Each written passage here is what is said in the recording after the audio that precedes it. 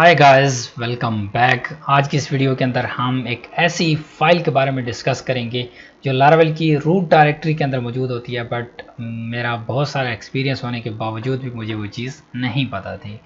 तो आप भी इस चीज़ को एडमिट करेंगे अगर आपने इसको जनरली इसको यूज़ नहीं किया होगा, क्योंकि हम इसको बहुत ही कम यूज़ करते हैं और बिहाइंड द सीन ये हमारे लिए काम कर रही होती है। So I am going to open the Laravel application. So ये हमारी लारावेल की हर एप्लीकेशन के अंदर मौजूद होती है। मैं बात कर रहा हूँ डॉट गिट एट्रीब्यूट्स फाइल के बारे में।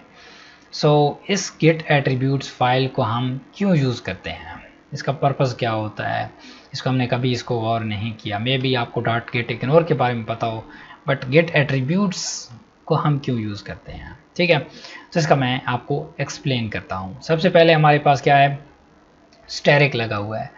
स्टैरिक का आपको पर्पस का वैसे भी आइडिया होगा कि हमारे पास जनरली यूज़ होता है for marking all the files. कि हमारे पास हम कहते हैं स्टैरिक जब भी लगाते हैं तो इसका मतलब क्या होता है कि सारी फाइल्स और देन सारी फाइल पे क्या चीज़ अप्लाई करो ये आगे यहाँ पे बताता है। सो बेसिकली यहाँ पे क्या कर रहे हैं, हम टेक्स्ट ऑटो कर रहे हैं। अब इसका मतलब क्या है, इसमें हम ये चेक कर रहे होते हैं कि हमारे पास जो फाइल्स हैं वो कौन सी हैं, वो बाइनरी फाइल्स हैं या कोई टेक्स्ट फाइल है, ठीक है। तो उन सभी फाइल्स को ये मेक श्योर करता है कि वो कौन सी टाइप्स की फाइल्स हैं।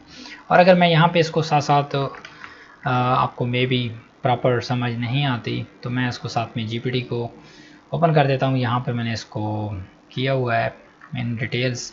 तो यहाँ पे कहता है this applies to all files in the repositories और selecting all the files। Text auto का मतलब क्या है, detect whether a file is text और binary and normalize the ending of text files, ठीक है। अब टेक्स्ट फाइल जो भी हमारी होती हैं उनकी जो एंडिंग होती है, अगर आप विंडोज़ से कोड को पुश कर रहे हैं तो आपकी एंडिंग डिफरेंट होगी। अगर आप मैकबुक से कर रहे हैं तो वहाँ पे आपकी एंडिंग डिफरेंट होगी। बट ये डॉट गेट इग्नोर फाइल क्या करती है, ये वाला जो लाइन कोड ऑफ लाइन है ये क्या करती है, उसको नॉर्मलाइज कर देती है। मीन सभी प्लेटफॉर्म के लिए सेम कर देती है, इवन आप विंडोज़ से कर रहे हैं या फिर मैक से।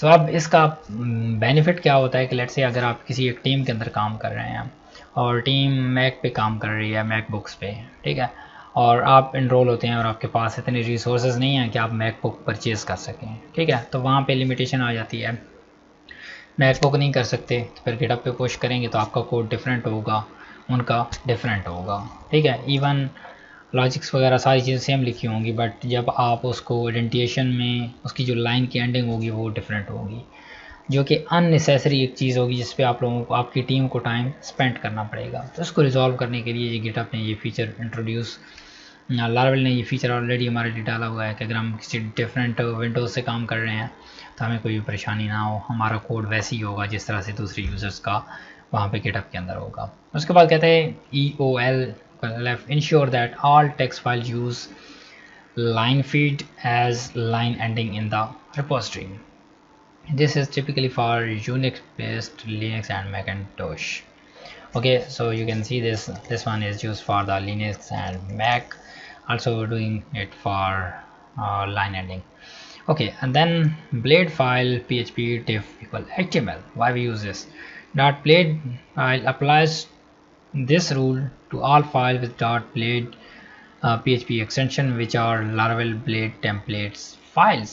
So it's telling the GitHub that these are the blade files. Then similarly for telling that these are HTML files, then CSS and so on things. So you can give it a read more about them. But the main purpose is to normalize our code if we are working with a different operating system, like we are using Windows or Macintosh, so our code would be same.